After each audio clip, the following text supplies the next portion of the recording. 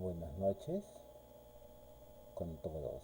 Hoy vamos a hablar de los sofistas.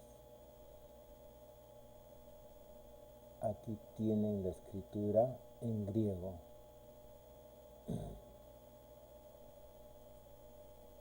Bien, los sofistas son personajes que no exactamente conforman una escuela, sino muchas escuelas. Eran considerados las personas que destacaban por su excelencia en el arte de la oratoria. Estos personajes se caracterizan porque desarrollan su arte, su técnica, su oficio en la época conocida como el esplendor o siglo de oro de Atenas, donde el personaje principal de la ciudad fue Pericles, quien gobernó en varias oportunidades poco más de 30 años. Bien, para reconocer a los eh, sofistas hay que dividirlo en dos grupos. Los que vivieron o destacado antes de la guerra del Peloponeso, aquí tenemos a Gorgias, Protágoras, Pródico, Hipias, entre algunos, y aquellos que vivieron después de la guerra del Peloponeso o destacaron. Tenemos a Trasímaco, Callicles, Antifonte, Critias, entre otros. Bien, entre los sofistas más destacados o los más famosos,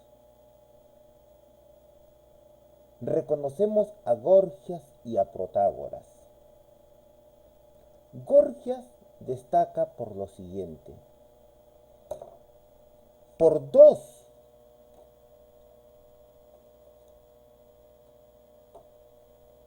discursos que han llegado hasta nosotros: elogio de Helena y defensa de Palamedes. Además, por una reflexión sobre la nada que nos ha llegado en extractos. Nada existe y si algo existiera sería el ente y el no ente, afirma él. O también podrían ser los dos, para al final llegar a negar estas dos posibilidades, afirmando por último que nada existe. Gorgias también destaca en lo siguiente, cuando señala que nada existe y si algo existiera sería incognoscible. Y si algo existiera y fuera incognoscible sería incomunicable a los demás. En otras palabras, él sostiene una tesis que más adelante tranquilamente pudieron ser recogidas por los nihilistas modernos, por supuesto. Y por otro lado tenemos a Protágoras, el cual es importante por la tesis del homo mensura, que se enuncia en nuestra lengua castellana así: el hombre es la medida de todas las cosas, de las que son en tanto son y de las que no son en tanto no son. Con esto, Protágoras va a decirnos, en pocas palabras, que todo depende del cristal con que se mire.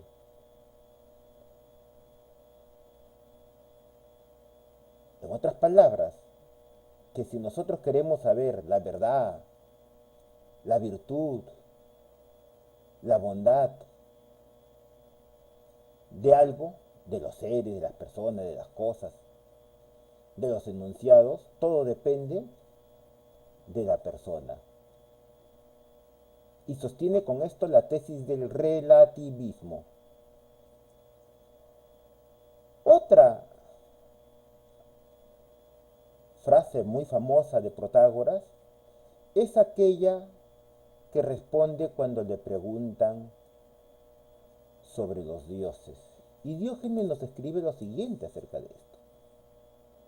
Él dice, con respecto a los dioses, dice Protágoras, no puedo conocer si existen ni si no existen, ni cuál será su naturaleza, porque nos los impiden dos cosas. La complejidad del problema y lo breve de la existencia humana. Bien, con esto quiere decir que estos dos famosos sofistas enseñaban en la antigüedad a sus discípulos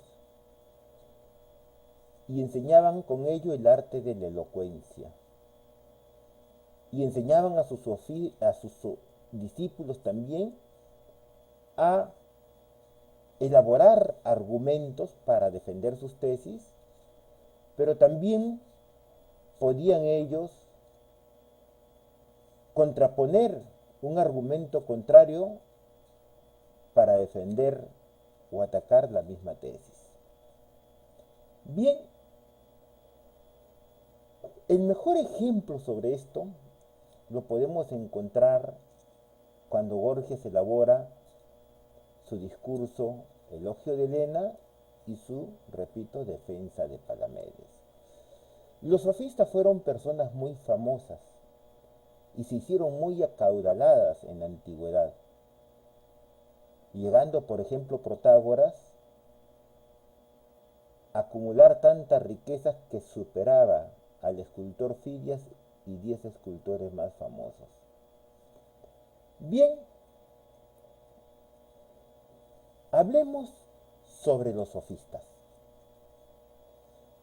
¿Cuáles son los aportes más importantes de los sofistas?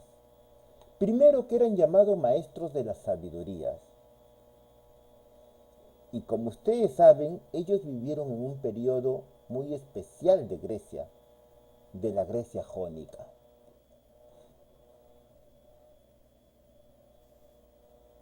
Y este periodo muy especial se llama la democracia. Cuando los sofistas hacen su aparición, ya no existían las escuelas de filosofías donde el filósofo ponía su escuela y, por supuesto, la mantenía con su propio pecunio, es decir, con su propio dinero. Y si caía en desgracia a este filósofo, no podía cobrar a sus discípulos ni a sus padres, porque si no perdía su arete, su virtud, que era lo más valioso que este señor tenía. Entonces, desde esta perspectiva, a ningún filósofo se le ocurría, una vez que ponía su escuela y caía en desgracia, cobrar a nadie. Y si alguien le donaba algo, iba a la plaza pública corriendo con el donador a que éste jure delante de todo de que él estaba recibiendo un óvulo, es decir, una donación, un ofrecimiento, un regalo, mas no un pago. Cuando los sofistas aparecen, traen abajo toda esta arrogancia aristócrata que existía en la educación. Y ellos ponían su escuela y comenzaban a cobrar. Tal es así que se hicieron muy ricos y famosos. Protágoras fue uno de ellos. Que por hablar el enunciado acerca de los dioses, que no sabe si existen o no existen, fue castigado por los atenienses, haciéndole huir de su ciudad y toda la ciudad de Jónica con todas sus riquezas hacia Sicilia. Pero el barco en que huía encalló, naufragó y por supuesto hay referencias de que él perdió la vida ahí. Bien, cuando aparecen los sofistas, entonces aparece el maestro que enseña y cobra. Y como eran llamados estos maestros, maestros de la sabiduría, ese es el significado de los sofistas. Los sofistas eran muy famosos, eran muy eh, bien visto en la antigüedad. El hecho de que ahora se le vea muy mal es gracias a la propaganda hecha por los seguidores de Sócrates, especialmente por Platón y también por algunos aristócratas. Bien, el método que emplearon los sofistas se llamaba erística, que es el método de disputa o discordia, que se empleaba en los debates cada vez de que alguien iba a la plaza pública y quería hacer valer sus tesis, sus ideas, sus propuestas. Resulta que en la plaza pública, en el sistema democrático griego, era necesario resolver las formas de convivencia, porque allí se decidía a quién se declaraba la paz, la guerra, con quién hacer negocio, qué obras hacer, a quién elegir para que los gobierne, para que les administre justicia. Y por supuesto todos estaban interesados en que su propuesta sea la ganadora. Por lo tanto, todos iban a la plaza pública a disputar en estas querellas. Y es allí donde ponían las personas a prueba todo lo que habrían aprendido. Y como los sofistas mandaban también a sus discípulos a ellos, se puede decir que aquí destacaba la excelencia del sofista, donde ellos se hacían muy destacados o muy famosos. Y por supuesto, quien más ganase en estos debates ganaría más discípulos y sobre todo mayores ingresos. ¿De dónde viene el término erística? Permítame recurrir a los mitos. Había una boda entre Tetis y Peleo y invitaron a los más representativos de los hombres, a los excelentes, a los nobles, a los aristócratas, porque a esa boda iban a ir también los dioses. Pero sabiendo Tetis y Peleo que Eris era una diosa conflictiva que donde iba la regaba, es decir, creaba conflictos, ellos decidieron no invitarla. Y tal es así que todo el mundo fue a la fiesta. Y fue una fiesta que en la mitología muy concurrida. Bien, resulta que en lo mejor de la fiesta, Eris se entera de que había una gran boda y no la habían invitado. Así que se fue al pórtico y arrojó una manzana con la inscripción Calisteye o Calistella. Y la arrojó al centro.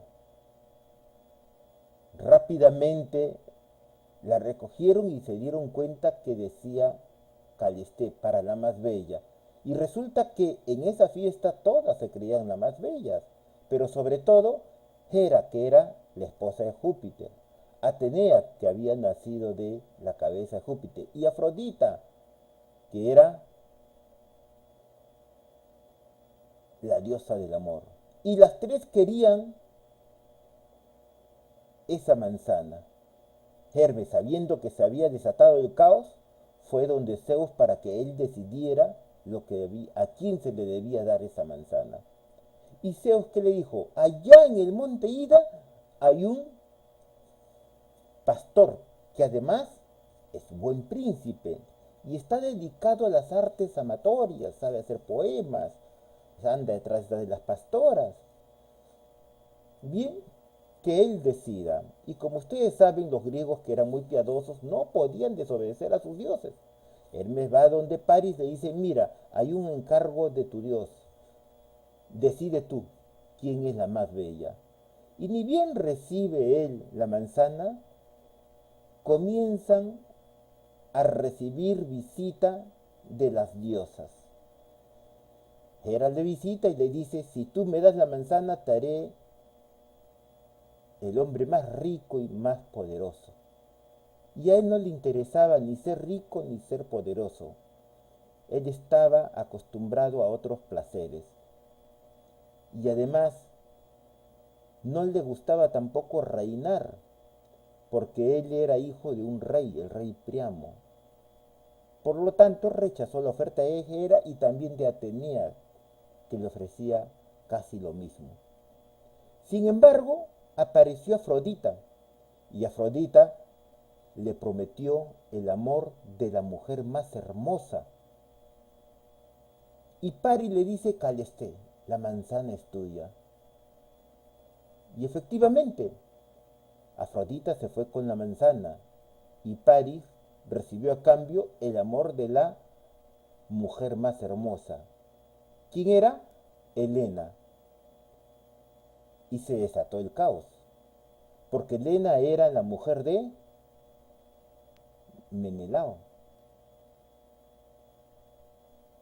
que era, por decir el calificativo que recibía su arete, el hijo de Marte, un hombre furioso, que fue donde su hermano, el más ambicioso Agamenón, para vengar la afrenta de que le habían robado su mujer. Y esto detalla cómo fue que ocurrió la guerra de Troya, que no fue exactamente, según este mito, culpa ni de Paris ni de Helena, sino fue un conflicto entre los dioses. Este mito, por supuesto, era bien conocido por Homero, quien en la Ilíada hace entrever este mito como una referencia sobre las causas de la guerra de Troya, de la marcha de los griegos hacia la ciudad amurallada para destruirla. Este juicio es representado por muchos artistas famosos. Aquí tiene el de Antón Rafael Mengs. Bien, regresamos al esquema entonces. El método de la erística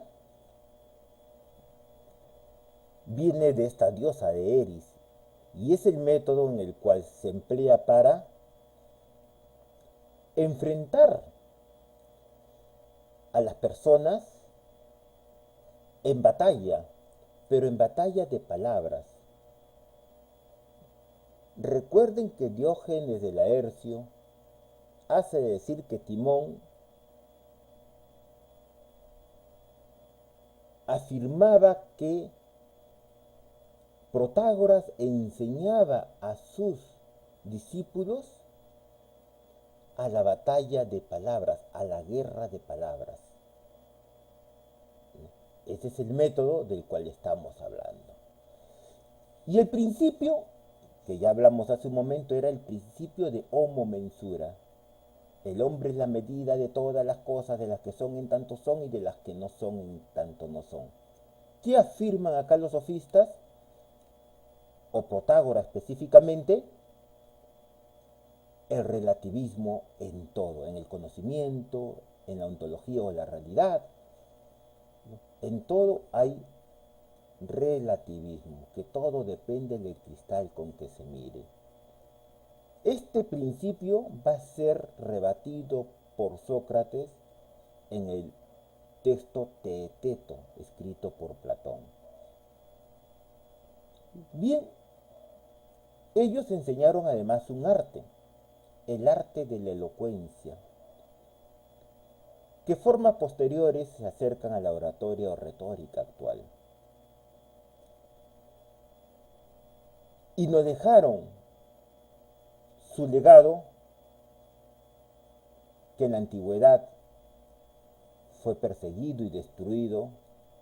No solamente se han perdido en la Edad Media, sino en la misma Edad Antigua. Y recuerden que los atenienses quemaron todas las obras de Protágoras. Por eso nos han llegado solamente extractos. y entre ellos dos discursos, pero no de Protágoras, sino de Gorgias, el elogio de Helena y la defensa de Palamedes. Bien jóvenes, oyentes y videntes de este vídeo, espero haber colaborado con esta información para que quede claro lo importante que eran los sofistas. ¿Quién eran? Eran los maestros de la sabiduría que practicaron el arte de la elocuencia bajo el principio del homo mensura o el relativismo, enseñando un método, la erística, es decir, la batalla de palabras, dejándonos discurso y pensamiento. Pero además de esto, estos señores eran los padres de la democracia griega, porque todo esto enseñaban ellos a sus discípulos para que destacaran como las personas más excelentes. ¿Dónde? En el ágora, en la plaza pública, donde ellos iban a disputar con estas armas, con este arte, con este método, para poner en evidencia que eran los mejores en lo que hacían. Por eso la importancia de los sofistas, y por eso se explica que cuando ponían su escuela, ellos enseñaban a sus discípulos a destacar en todo esto que era necesario para vivir dentro de la democracia griega. Muchas gracias por su acompañamiento en este video.